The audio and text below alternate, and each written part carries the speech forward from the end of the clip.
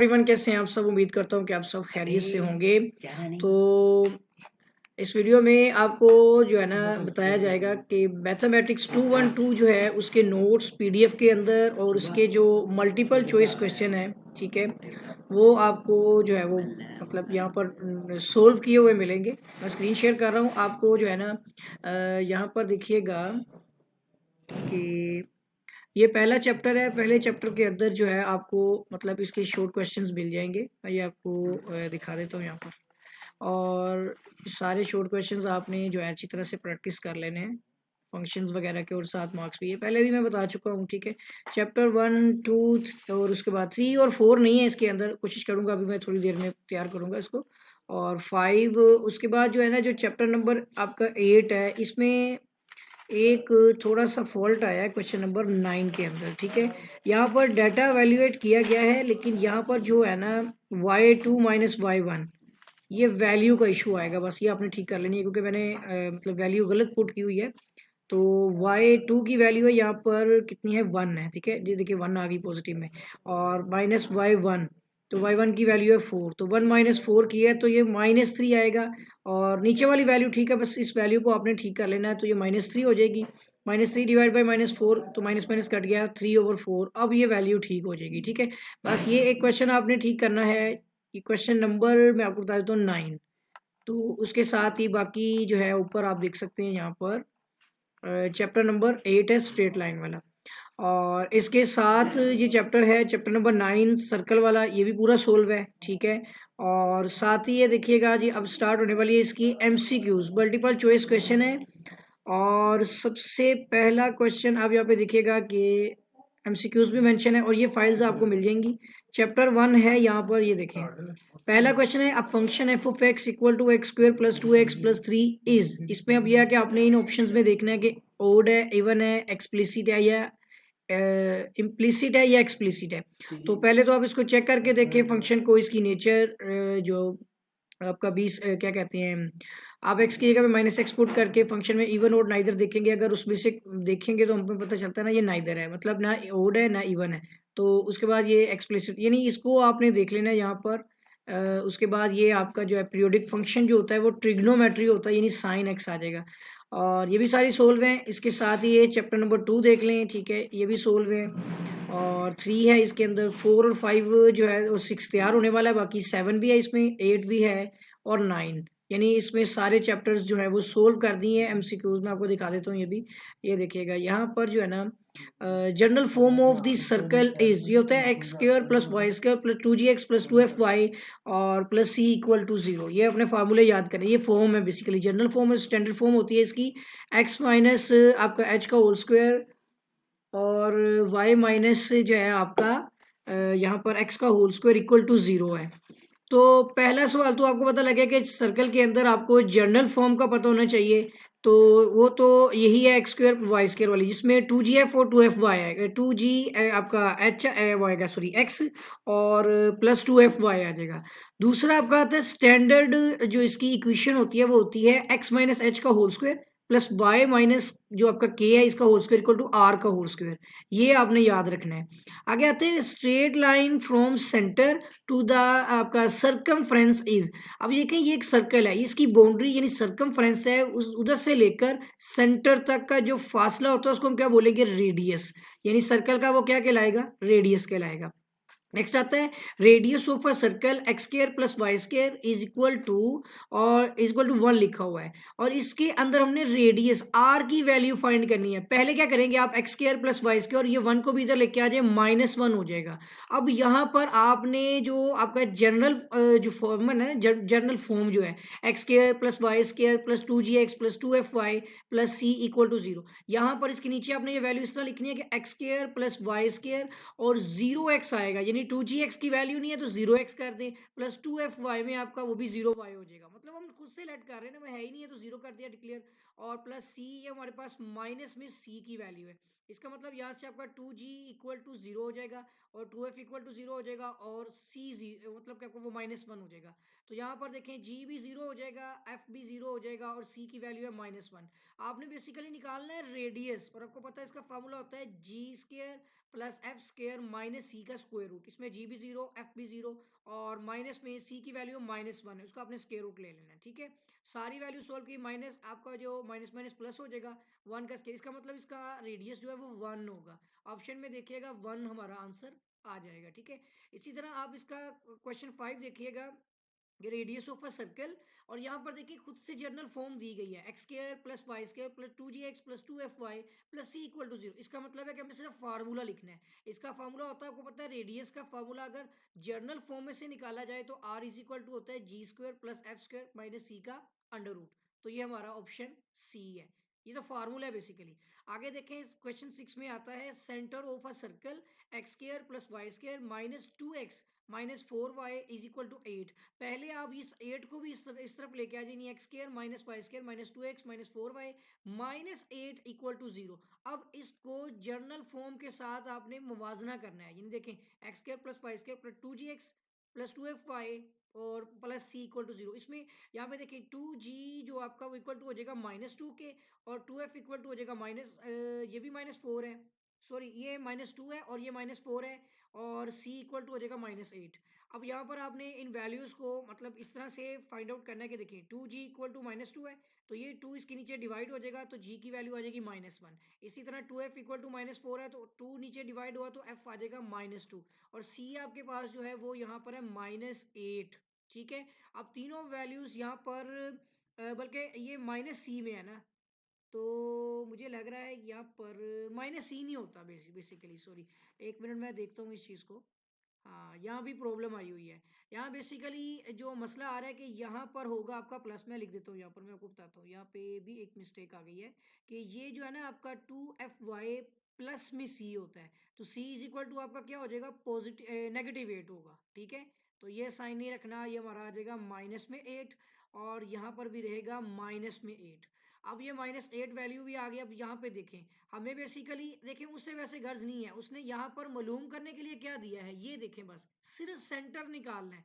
तो सेंटर होता है -g और -f, इसीलिए मेरा वो आंसर गलत नहीं था आ रहा, लेकिन मैं यहाँ आपको करेक्ट करवा रहा हूँ। बेसिकली यहाँ पर जो है ना वो माइनस का साइन सी के साथ नहीं होता, फॉर्मूले में पॉजिटिव होता है। ठीक है, ये ठीक कर लिया हमने। Okay, c is equal to आ जाएगा -8।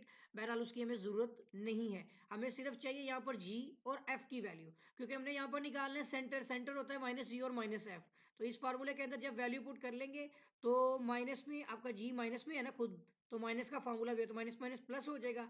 -f में आपके पास खुद f भी -2 में है तो यहाँ पर साइन भी माइनस का है, तो minus into minus minus minus हो जाएगा आपका प्लस, तो 1 और 2 जो है ना वो आपका आंसर आ जाएगा। ठीक है, सारी चीज़ें ठीक थी, सिर्फ सी की वैल्यू हमने गलत यहाँ पर मेंशन कर दी थी। बहरहाल यहाँ पे आगे आते हैं क्वेश्चन नंबर 7 के ऊपर कि reduce of the sorry reduce नहीं, radius of the circle x square plus Y square -2x -4y is equal to 8 is. अब इसके अंदर भी देखें, ये भी जनरल फॉर्म है ना, हम पहले ये फॉर्म लिख लेंगे, उसके नीचे हम जनरल फॉर्म लिखेंगे जो एक्चुअल फॉर्मूला है X square plus Y square plus 2gx plus 2fy plus c equal to 0। अब यहाँ पे देखें एक्स स्क्वायर तो ठीक है, Y square 2g equal to हो जाएगा -2, ये हमने यहाँ पे लिख लिया, और -4 इक्वल टू हो जाएगा यानी कि 2f और -8 इक्वल टू हो गया c। जैसे मर्जी लिख लें आप, आगे पीछे लिख सकते हैं, कोई इशू नहीं। इसी को फिर बाद में हम ये करेंगे कि ये 2 नीचे इसके आगे डिवाइड होगा तो ये -1 यानी g इक्वल टू -1 आ जाएगा। इसी तरह दूसरा आपके पास 2f इक्वल टू -4 है तो 2 भी नीचे डिवाइड हुआ तो -2 आ गया, f की वैल्यू आपके पास -2 आ गई, c हमारे पास हो जाएगा ये कि -8 ही है। तो अभी हमें वैसे यहाँ पे निकालना क्या, हमें यहाँ पे रेडियस निकालना है, हमें g भी चाहिए, एफ भी चाहिए, सी भी चाहिए, क्योंकि रेडियस का फॉर्मूला होता है g square plus f square minus c का स्क्वायर रूट। यहाँ पर हम वो वैल्यूज पुट करेंगे, जी की वैल्यू है -1 का स्क्वायर प्लस एफ है -2 का स्क्वायर और माइनस में सी आपका आ गया -8 यानी +8 हो जाएगा। ठीक है, और ये आ जाएगा 8 और 4 कितने हुए, 12 + 1 13, स्क्वायर रूट 13 हमारा जो है वो इसका आंसर आएगा स्क्वायर रूट 13 में। तो आप यहाँ पर ये देखिए ऑप्शन डी, ठीक है, ये इसका आंसर है। नेक्स्ट देखिएगा क्वेश्चन नंबर 8 आते हैं, equation of the unit circle is, जो यूनिट सर्कल होगा वो आपका X square plus Y square equal to 1 है, यानी जो स्टैंडर्ड फॉर्म है उसमें आपका एच और के 0 हो जाएगा। ठीक है, तो जाहिर सी बात है X square plus Y square equal to are का स्क्वायर, जो इसमें आर 1 है। यूनिट सर्कल में रेडियस क्या होगा, 1 होगा। उसके बाद आगे आ जाता है radius of a circle x minus 1 का whole square plus Y minus जो आपका 2 का होल स्क्वायर इक्वल टू 16। वैसे तो बेसिकली देखा जाए स्टैंडर्ड फॉर्म में है, स्टैंडर्ड फॉर्म के अंदर है, तो आपको पता है स्टैंडर्ड फॉर्म में एच और के की वैल्यू क्या कहलाती है, वो रेडियस के अंदर जो है हमारे यहाँ पर जो है ना क्या कहते हैं, ये 16 आता है। आपको पता नहीं होता है एक्स माइनस एच का होल स्क्वायर, ये मैंने लिखा भी हो, बल्कि वाई माइनस के का whole square equal to are का होल स्क्वायर। तो अभी यहाँ पर हमें सेंटर चाहिए तो वो होता है एच और के की वैल्यू, लेकिन यहाँ पर अगर हमें रेडियस चाहिए तो वो लास्ट वाली वैल्यू होती है। ठीक है, तो ये 16 है, इसका स्क्वायर बनाएंगे 4 4 द 16, मतलब इसके ऊपर भी पावर होनी चाहिए ना, तो ये हो जाएगा हमारा आर इज इक्वल टू 4। ठीक है, फार्मूले के मुताबिक स्क्वायर के अंदर, तो ये हमारा आर का आंसर आ जाएगा 4। नेक्स्ट देखिएगा यहाँ पर क्वेश्चन 10 है कि सेंटर ऑफ द सर्कल। अब ये भी देखिए स्टैंडर्ड फॉर्म है, एक्स माइनस एच का whole square plus Y minus के का होल स्क्वायर इक्वल टू 16 है, मतलब यहाँ पर भी 4 का स्क्वायर आ गया। लेकिन यहाँ पर हमें फाइंड क्या करना है, सेंटर।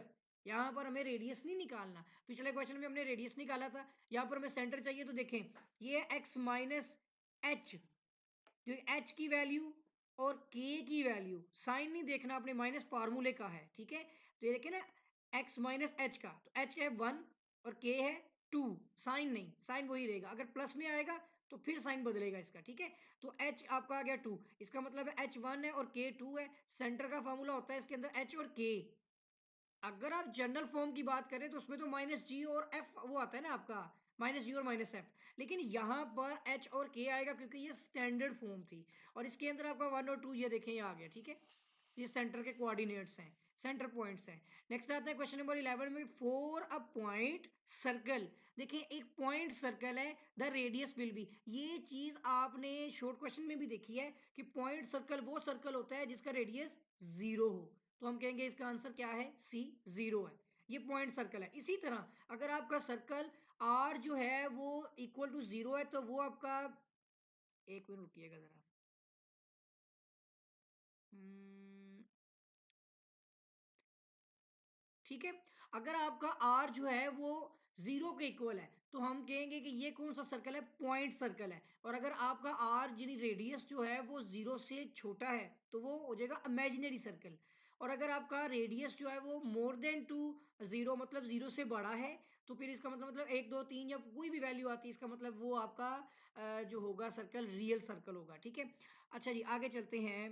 नेक्स्ट हमारे पास इसके अंदर क्वेश्चन नंबर 12 आ रहा है कि if the radius R square equal to G square plus F square minus C is negative. देखिए वो बात आ गई ना कि अगर हमारे सर्कल का रेडियस नेगेटिव हो गया, आर तो वही है ना, बेसिकली हम यहाँ से रेडियस निकालते हैं, इसका जजर ले लेंगे जब taking square root on both side, तो r is equal to g square plus h square minus c, ये किसका फार्मूला है, अंडर रूट में रेडियस का। इसका मतलब अगर हमारा रेडियस नेगेटिव हो जाए तो हम क्या कहेंगे, ये हमारा इमेजिनरी सर्कल है, बात खत्म हो गई। ठीक है, और यहाँ तक ये मेरा ख्याल है। हाँ, उसके बाद आगे आते हैं next, the centre of a circle x minus H का whole square plus Y minus के का होल स्क्वायर जो है इक्वल टू आर का होल स्क्वायर, ये स्टैंडर्ड फॉर्म है ना, इस स्टैंडर्ड फॉर्म से आपने सेंटर निकालना है। देखिए एच इक्वल टू क्या हो जाएगा, हमारा एच ही है और के हमारा के ही है क्योंकि फॉर्मूला लिखा हुआ है, तो इसके मुताबिक सेंटर का फॉर्मूला क्या होगा, एच और के।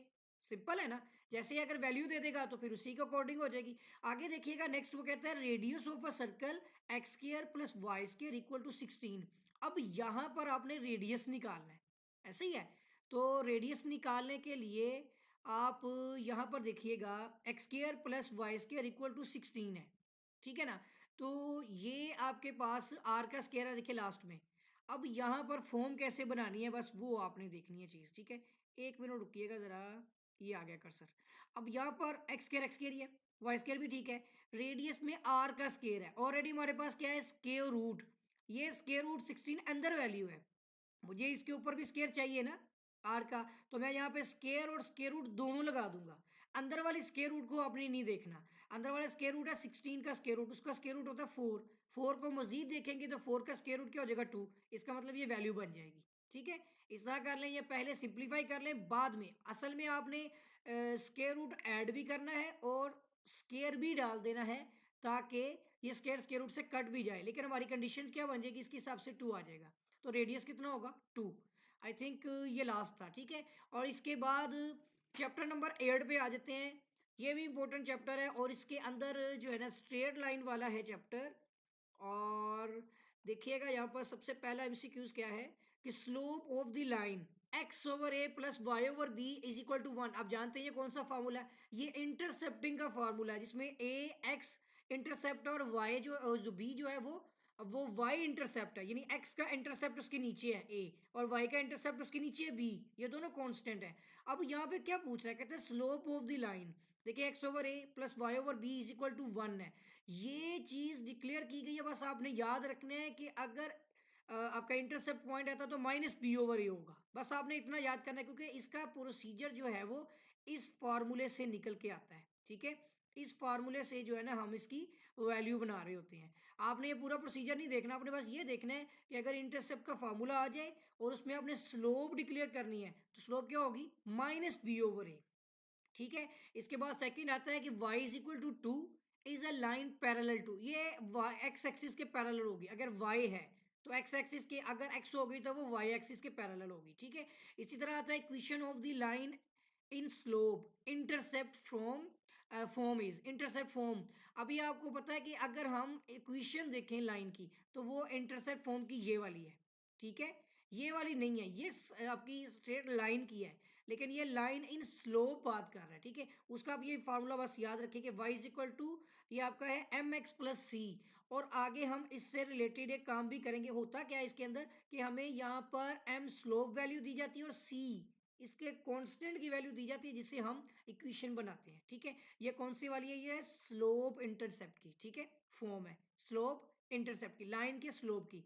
उसके बाद नेक्स्ट आता है डिस्टेंस का फॉर्मूला, और ये दो पॉइंट के दरमियान में हमने फासला मालूम करना है। देखिए x1 x2 y1 y2, तो इस तरह आपने एक फॉर्मूला निकालना है x2 माइनस x1 का whole square plus y2 minus y1 के होल स्क्वायर में जब वैल्यू पुट करेंगे, देखिए 7 माइनस 4 का होल स्क्वायर और 5 माइनस 3 का होल स्क्वायर पुट करेंगे, 7 माइनस 4 3 हो गया, 5 माइनस 3 हो जाएगा 2, 3 का आपका हो जाएगा 3 3 9 और 2 टू द 4, 9 और 3 हो गया आपके 13 का स्क्वायर रूट, ये आंसर आ जाएगा। ठीक है, इसी तरह आप क्वेश्चन नंबर 5 देखें, पॉइंट है एक हमारे पास, लाइन उसने बोला यहाँ पे लाइन इन द क्वाड्रेंट, अगर -4 और माइनस आपका 5 हो, 4 और 5, देखें एक्स भी नेगेटिव है, वाई आपका 5, ये दूसरा वाई भी नेगेटिव है, तो ये आपका पहला क्वाड्रेंट है, ये एक्स यहाँ पर होता है पॉजिटिव, इस क्वाड्रेंट में होता है एक्स आपका नेगेटिव, ऊपर आपका वाई पॉजिटिव होता है। ठीक है ना, नीचे आपका वाई क्या होगा, नेगेटिव। तो देखें इस क्वाड्रेंट को हम कहेंगे कि यहाँ पे एक्स पॉजिटिव और वाई नेगेटिव है।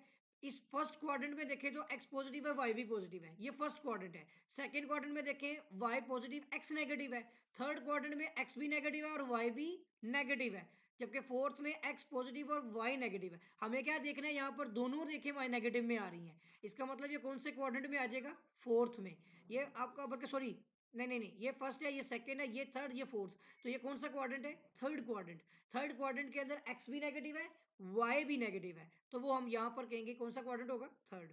ठीक है, आगे आता है when two lines are perpendicular, तो वो हो जाएगी आपकी m1 m2 इक्वल टू -1। आपको पता है कि जब हम किसी भी लाइन, दो लाइनों की स्लोप्स देखते हैं, उन स्लोप्स को मल्टीप्लाई करते हैं m1 और m2 की वैल्यू को, और उसके बाद अगर वो आंसर आता है -1। एक इसका शॉर्ट क्वेश्चन भी है कि m1 और m2 दोनों वैल्यू दी और वो पूछता है कि क्या ये दोनों लाइनें एक दूसरे के परपेंडिकुलर है कि नहीं, तो वो हमें यहाँ पर जो है ना स्लोप की वैल्यूज देता है, हम दोनों को क्या करते हैं, मल्टीप्लाई करते हैं, तो अगर -1 आ जाए तो हम कहेंगे कि ये क्या है, ये दोनों लाइनें एक दूसरे के परपेंडिकुलर है। ठीक है, इसके साथ ही आ जाएगा रेशो का फार्मूला, ये पढ़ा हुआ है ना। अब देखिए वो किसके हिसाब से पूछ रहा है, वाई कोऑर्डिनेट्स के लिए, मतलब इसमें वाई आएगा, तो वो आपका फार्मूला है ना, Y is equal to y1 r2 plus आपका आ जाएगा y2 r1 divide by r1 plus r2। ये दोनों फॉर्मूले मैंने लिख दिए, अगर x के हवाले से देखें तो आपका हो जाएगा x2 r1 plus x1 r2 divide by, यानी ऐसे भी लिख दें, ऐसे लिख दें, x1 r2, जैसे मर्जी लिख दें। ठीक है,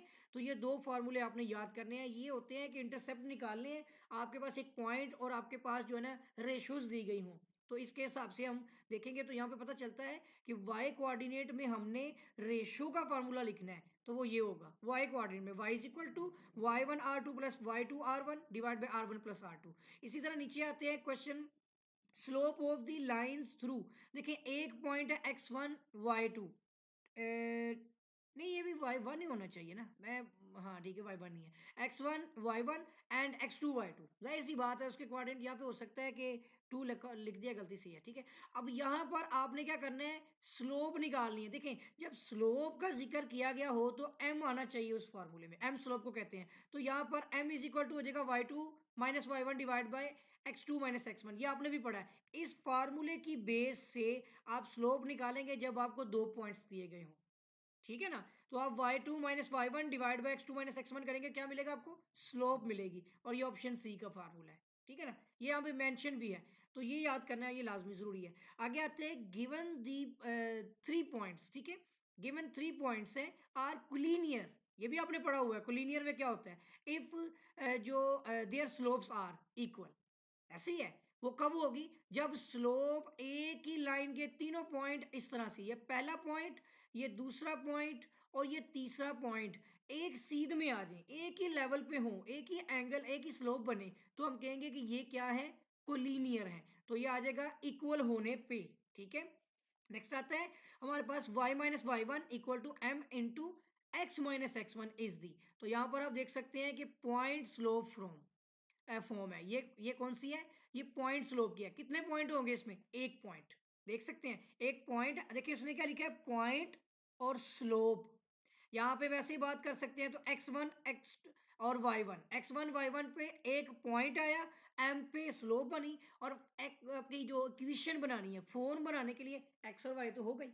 तो आपको पता है जब एक पॉइंट और एक स्लोप आ जाए तो फिर उसका ये फार्मूला होता है, लिहाजा इस फार्मूले को हम बोलेंगे पॉइंट स्लोप फॉर्म, ठीक है।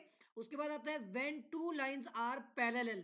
पैरेलल कब होगी, जब दोनों की स्लोप एक दूसरे के मसावी होंगी। अगर स्लोप 1 और स्लोप 2 दोनों क्या हो जाएंगी, बराबर होंगी, तो ये हम बात कर सकते हैं कि अगर एक ये स्लोप है, इसकी स्लोप है m1, एक दूसरी लाइन एक और आ गई है, उसकी स्लोप होगी m2, तो जब दोनों की स्लोप की रीडिंग सेम होगी तभी हम बोलेंगे ना ये पैरेलल लाइनें हैं। पैरेलल कहते हैं मतवाजी को। तो m1 स्लोप 1 है, m2 स्लोप 2 है, दोनों सेम आ गई, इक्वल होंगी, तो ये पैरेलल है, ठीक हो गया। नेक्स्ट आते हैं y, देख ले ये सवाल आपने देखा, y intercept of the line. आप जानते हैं y इंटरसेप्ट होती है b की वैल्यू, ए है आपका एक्स इंटरसेप्ट और बी होता है आपका जो वाई इंटरसेप्ट। तो यहाँ पर आपको ये मसावा दी है, आपको पता है वो फॉर्मूला आपने पढ़ी है, एक्स ओवर ए ये लिखा हुआ है, ठीक है, और plus Y over B is equal to 1। तो हम सबसे पहले इसको वो फॉर्म में कन्वर्ट करेंगे, पहले कॉन्स्टेंट भेज देंगे, फिर इसका 1 होना जरूरी है, ये शर्त है।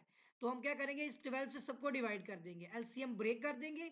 तो ये आपके पास ये 3 जो है ना, यहाँ पर देखिए 3 1 3 3 4 12, 4 1 4 4 3 12, तो ये आपका एक्स ओवर 4 और वाई ओवर 3 हो जाएगा। यानी देखें x over A plus Y over B, ये बी है आपका, वाई आपका जो क्या कहते हैं इंटरसेप्ट, वाई इंटरसेप्ट है बी, तो बी इज इक्वल टू आपका आ जाएगा 3। आपका आंसर इसका है 3।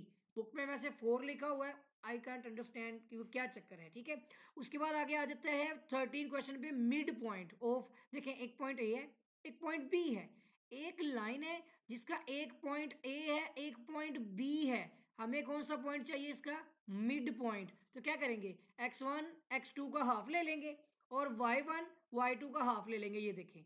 और उसके बाद क्या हो जाएगा, x1 कितने 2, और ये हो जाएगा 2 प्लस 7 डिवाइड बाई 2, और आपका आ जाएगा 5 माइनस 3 डिवाइड बाई 2, यानी ये 9 ओवर 2 और 2 डिवाइड बाई 2 किया तो 1 हो गया वैसे भी, ठीक है, 9 डिवाइड बाई 2, और ये देखिए आपका आंसर आ गया, सही है। तो ये दो कोऑर्डिनेट कौन से पॉइंट्स हैं, ये मिड पॉइंट क्या इसकी वैल्यू है, इन दोनों की मौजूद थी। आगे आ जाते हैं, तो 14 क्वेश्चन में आता है, if m is equal to -2 और c इज इक्वल टू, आपको याद होगा हमने एक फार्मूला पढ़ा था इसका, mx प्लस सी, जो मैंने आपको बताया था कि जो स्लोप के इंटरसेप्ट का फार्मूला है, आपको याद आया, स्लोप के इंटरसेप्ट का ये फार्मूला है। और इसी के अंदर देखें हमें एक स्लोप दी गई है और साथ इंटरसेप्ट सी पॉइंट दिया गया 3, तो देखें हमने वैल्यू पुट की -2, ये देखिए m है -2 और c है हमारे पास 3, तो -2x प्लस आपका 3 आ जाएगा, तो ये देखिए आंसर आ गया, ठीक है। नेक्स्ट आता है, लास्ट क्वेश्चन है, the slope of x axis is. तो आप देखते हैं यहाँ पर कि स्लोप ऑफ एक्स एक्सिस हमेशा क्या रहेगी, 0 रहेगी, ठीक है। अब देखें ना, ये एक्स एक्सिस है बिल्कुल जमीन पर लेटा हुआ, तो दूसरा होगा वाई एक्सिस, तो वाई एक्सिस का एंगल है 90 डिग्री, जबकि एक्स ने तो कहीं भी नहीं मूव करना, तो इसका क्या एंगल होगा, 0। ये बिल्कुल एक्स यानी जमीन पर लेटा हुआ है, कोई स्लोप नहीं, जीरो हो गया, तो ये जीरो आ जाएगा। ये चैप्टर के बाद अब इससे पिछला चैप्टर आता है चैप्टर नंबर 7। इसमें ये इंटीग्रेशन है लिमिट्स के हवाले से, ठीक है। तो ये मैं आपको ओवरव्यू दे देता हूँ इसका, आपने देख लेना है क्योंकि ये थोड़ा सा लेंथी है। यहाँ पर आप देख सकते हैं कि यहाँ पर यूज हो रही है लिमिट्स। इंटेग्रल के नीचे 0 ऊपर 1 है। अभी सबसे पहले चीज तो एक है, इसके अंदर कुछ नहीं है तो वो 1 होता है। 1 की इंटीग्रेशन जब पहले आप कर लेते हैं ना तो वो x होती है। जब x आ जाती है तो ये लिमिट हम इस तरह बार की यहाँ 0 और 1 लिखते हैं। अब होता क्या है, इसकी लिमिट कैसे पुट करनी है, पहले आपने x के अंदर ऊपर वाली वैल्यू पुट करनी है, फिर माइनस करते हुए x में नीचे वाली वैल्यू पुट कर देनी है। तो 1 माइनस 0 किया तो 1 आ गया, आपका भी पहले का आंसर आ गया, ठीक है। अगर थोड़ा सा आप अंडरस्टैंड करेंगे हो जाएगा इंशाल्लाह, ठीक है। नेक्स्ट देखें, यहाँ पे इंटेग्रल में सीकंड स्क्वायर है, tan का डेरिवेटिव होता है सीकंड स्क्वायर, तो सीकंड स्क्वायर की इंटीग्रेशन है टेंजेंट। tan का डेरिवेटिव सीकंड स्क्वायर, तो सीकंड स्क्वायर की इंटीग्रेशन टेंजेंट है, तो सीकंड स्क्वायर की इंटीग्रेशन में यहाँ पर आ जाएगा सिर्फ टेंजेंट। और ये वाली जीरो नीचे लिमिट ऊपर π/4।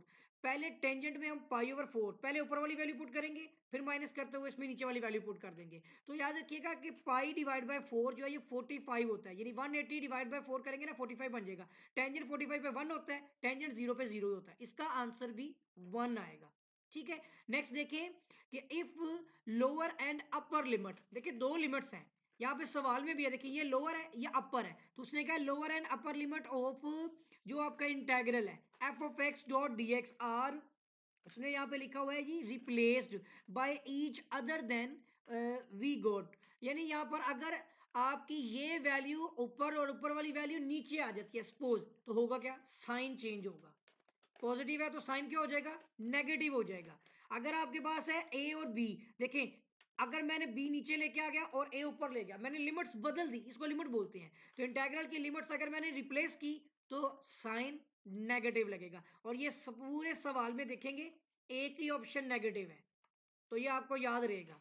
नेक्स्ट देखेंगे 2x divide by x square plus 1 dot D x, और इंटेग्रल में 2 और 3 की लिमिट लगी हुई है। करना क्या है, सबसे पहले इंटीग्रेशन में जो आपने सिंपल फॉर्म देखी, तो देखें 1 divide by x square plus 1 ये आ गया, और ये 2x ये साइड पर लेके आ गया। अब देखें इसकी बेस वही x वाली फॉर्म में, इसकी बेस का फॉर्मूला क्या है, जो डेरिवेटिव है 2 पावर शुरू में पावर में से कम, मतलब 2x आ गया ना, तो 2 इसके साथ मतलब हो रहा है नेचुरल लॉग में आ गई, ठीक है। और लिमिट इसके ऊपर क्या है, 2 और 3 और 2 की है, या अपर लिमिट या लोअर। पहले आपने ये देखें ये फॉर्म बन गई है ना, पहले आपने अपर लिमिट पुट करनी है, फिर आपने ये +1 भी साथ लगा रहेगा ना, तो x में पुट करेंगे बस, जो अपर लिमिट है माइनस करके ऐसी नेचुरल लॉग में हम x की जगह पर लोअर लिमिट पुट कर देंगे। ये देखिएगा 3 3 9 हो गया, +1 ये कितने हो गए 10, और ये हो जाएगा आपका 2 to the 4 + 1 5 हो गए। अब देखें log a minus log b की कंडीशन होती है कि log 1 लिख के ना a/b कर देते हैं। अगर सपोज यहाँ पे प्लस आता है ना, तो हम a मल्टीप्लाई बाय b करते हैं, ये तो लॉगरिथम के कानून में से एक है। तो यहाँ पे क्या हो जाएगा, log a minus log b को हम log a/b कर देंगे, 10/5 हो जाएगा। ये 5 दूनी 10 हुआ तो log 2। ये आपका ऑप्शन देखें यहाँ पर एक पे रुकिएगा, ये देखें, ठीक है। तो ये आपका आंसर आएगा। नेक्स्ट देखते हैं, यहाँ पर देखें ये सवाल भी आपने किए हुए हैं। तो ये आपका इंटेग्रल लिमिट 1 और 3 की है, यानी कि लोअर 3 1 है और अपर 3 है, तो e की पावर 2x आ गया। अब ये कि सबसे पहले यहाँ मैं लेके आ गया, और मैंने आपको ये चीज़ बताई थी कि e की power x dot D x करे तो ये ex ही आ जाता है। आगे पावर का डेरिवेटिव भी होता है, तो वो 1 है तो कोई मसला नहीं है। लेकिन यहाँ हम देखेंगे कि इसकी पावर का डेरिवेटिव है 2x, मतलब इसकी पावर का डेरिवेटिव 2x का डेरिवेटिव होगा सिर्फ 2। 2 तो आ गया, x का हो गया 1, ठीक है ना, कांस्टेंट। तो यहाँ पर इसका मतलब है 2 की कमी है और 1/2 कर दिया। इसका मतलब है कि 1 डिवाइड बाई 2 तो ये आ गया e की पावर 2x, वैसे ही आ जाती है ना। और ये लिमिट है इसकी 1 और 3 की, ये लगा दी। अब एक बार आपने इसमें ऊपर वाली लिमिट ये 3 पुट कर दी, फिर एक में आपने नीचे वाली लिमिट 1 पुट कर देनी है, ठीक है। दरमियान में माइनस लगेगा, तो ये 2 3 6 हो जाएगा, और ये आपका 2 1 2 हो जाएगा। ये वाला आंसर देखें ये है, ठीक है। अब नेक्स्ट भी देखें ये वाला सवाल, ये भी सिंपल सही है। यहाँ पे क्या कह रहा है, इंटेग्रल में 1 और 2 है, 3x का देखिए कांस्टेंट पहले हमने बाहर निकाल लिया, हमने अब x स्क्वायर की, अब देखिए इस सिंपल x की देखिए तो सार इसका वो मतलब डेरिवेटिव है ना 1, तो हम क्या करेंगे पावर में ऐड करेंगे, पावर ही डिवाइड कर देंगे। इस इंटेग्रल के जो लिमिट्स होती है ना, जब इंटेग्रल खत्म हो जाए ना, तो वो बार में यहाँ पर आती है, जैसे मैंने बताया 1 और 3 आ गई ठीक है। फिर यहाँ पर आप देखेंगे इसको हम पूरा सोल्व कर लेते हैं, ये होता है x³/3, इसमें से ये 3 3 से कट भी जाएगा, तो बचा क्या सिर्फ x का क्यूब, और लिमिट है आपकी 1 और 3 की। सॉरी 2 है, तो अब इसमें लिमिट पुट कर लेते हैं। पहले x में 2 पुट कर लेते हैं माइनस करके, फिर x में 1 पुट कर लेते हैं। तो ये देखें 2 टू द 4, 4 टू द 8 आ गया, -1 किया तो 7, 7 आपका आंसर है। इसी तरह आगे देखते हैं, इसके टोटल 10 ही हैं, ठीक है ना, तो कोशिश कर लें हो जाएगा। ये वाला सवाल आपका जो है ना ये tan इनवर्स के बराबर होता है। इंटीग्रेशन में 1/1 प्लस एक्स के tan इनवर्स के बराबर, tan इनवर्स का डेरिवेटिव होता है 1/1 प्लस एक्स के। बस ये आपने एक याद रखनी है कि ये tan इनवर्स की वैल्यू है, और 1 आपका एक्स स्क्वायर प्लस 1 हो या 1 प्लस एक्स स्क्वायर हो, एक ही चीज है, आगे पीछे बस साइन का कोई फर्क नहीं है इसके अंदर। और ये आपका हो जाएगा tan इनवर्स के बराबर, और ये आ जाएगा आपका 0, ये आपका आ जाएगा 1। अब मसला यहाँ पर आता है tan इनवर्स में, एक आपने 1 पुट करना है, एक आपने 0 पुट करना है, वैल्यू कौन देगा? तो ये मैं आपको बता देता हूं। अब कैलकुलेटर पे जाके देखेंगे ना, तो tan इनवर्स मतलब आपको पता है tan 45 जो है वो 1 के बराबर होता है, तो फिर tan इनवर्स 1 जो है वो 45 के बराबर हो जाएगा, उलट गया तो ये आपका tan 0 0 ही होता है, तो इनवर्स भी 0, ये वैसे ही रहेगा। अब 45 बेसिकली इसको आपने डिग्री को रेडियन बनाना है, तो क्या करते हैं, डिग्री को रेडियन बनाने के लिए π/180 से करना है, यानी डिग्री नीचे आनी चाहिए 180, ताकि डिग्री डिग्री से कट सके और पाई में आंसर आए। तो देखिए मैंने पहले इसको कटिंग किया, यहाँ पर इसके ऊपर 5 है ना, तो 9 पे की हुई है, 9 5 द 45 और 9 2 द 18 और आगे 0 भी लग गया, तो उसके बाद फिर 5 पे काटी, 5 1 द 5 5 4 द 20, ठीक है। दो फैक्टर पे किया, आप डायरेक्ट कैलकुलेटर पे करें, कैलकुलेटर पे करेंगे ना तो आपको वैल्यू मिल जाएगी। आप करें 180 डिवाइड बाय 45 कर दें, आपको कटिंग के फैक्टर मिल जाएगा 4 होगा, और वो आप π/4 करेंगे तो ये आपका आंसर आ जाएगा यहाँ पर, ठीक है। इसी तरह नेक्स्ट देखिए क्वेश्चन 8 है, लिमिट वैसी पुट करनी है, देखिए बिल्कुल वही वैल्यू है। तो यहाँ पर ये फार्मूला जो है ये सीकन इनवर्स का है, 1/x√x²-1, ये सीकन इनवर्स का फार्मूला है, यानी इसका डेरिवेटिव ये है तो इसकी इंटीग्रेशन ये है, एक दूसरे के रेसिप्रोकल।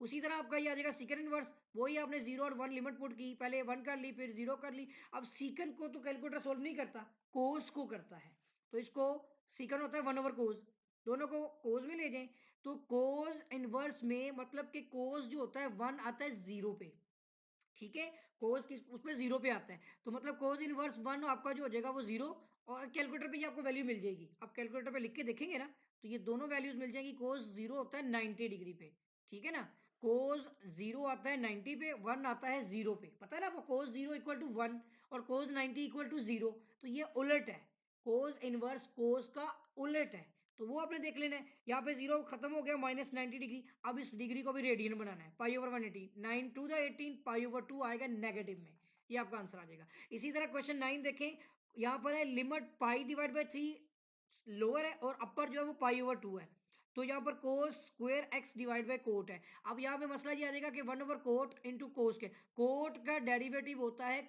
माइनस कोसिकन स्क्वायर एक्स, तो मुझे यहाँ पे माइनस लगाना है, बाहर भी माइनस लगा दिया, इसका डेरिवेटिव साथ मल्टीप्लाई होगा, ये नेचुरल लॉग में चला जाएगा। अब मुझे सिर्फ ये लिमिट पुट करनी है, जब लिमिट पुट करेंगे तो आप इधर देखेंगे कॉट भी सोल्व नहीं होता, उसको टैन बनाना पड़ेगा। कैलकुलेटर सिर्फ साइन कोस टैन सोल्व करता है, कोट कोसिकन और कोटेंजेंट ये इस तरह की चीज़ें जो आपकी नहीं सोल्व करता, सीकन वगैरह।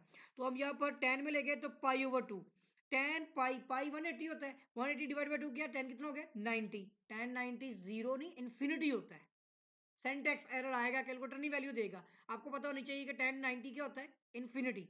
और उसके बाद आ जाएगा tan 60 के, ये थी, ये देखें ना 180 डिवाइड बाई 2, तो ये सॉरी 3 है, तो 3 6 द 18 है, मतलब 60 डिग्री आ जाएगा। tan 60 होता है 1/√, मतलब ये 60 सिर्फ √3 होता है, 30 पे 1/√3, लेकिन 60 पे होता है, ये कैलकुलेटर बता देगा आपको। तो यहाँ पर ये वैल्यू 1/∞ होगी 0, इसने सबको क्या कर दिया खत्म, माइनस आपकी नेचुरल लॉग ऑफ √3 वैल्यू आ गई, माइनस माइनस होगी प्लस, ये आपके पास जो है ना इसका ऑप्शन ये आ जाएगा डी। इसको देख लीजिएगा, ये सिर्फ 10 है, एक रह गया लास्ट वाला, ये कॉट के हिसाब से 0 π/2, कॉट एक्स आ गया। अब कॉट को आप क्या करोगे, कॉट की इंटीग्रेशन होती है natural log of sine x, direct है, ये फॉर्मूला है, कोट का इंटेग्रल इसके बराबर है। तो यहाँ पर अब जस्ट हमने क्या करनी है, लिमिट्स पुट करनी है, सोल्व करेंगे तो हमारा जो है वो आंसर आ जाएगा। इसके साथ ही आपका चैप्टर 3 आ जाता है यहाँ पर, ठीक है। और मैंने बाकी चैप्टर अभी बनाए नहीं है, वो भी इंशाल्लाह जो है वो मैं प्रिपेयर कर दूंगा। चैप्टर 3 के अंदर देखें इस तरह के सवाल आते हैं साइन कोस टैन के, ठीक है, तो इसके लिए आपको फार्मूला याद करने होंगे। और चैप्टर नंबर 2 देख लें, डेरिवेटिव, ठीक है जी।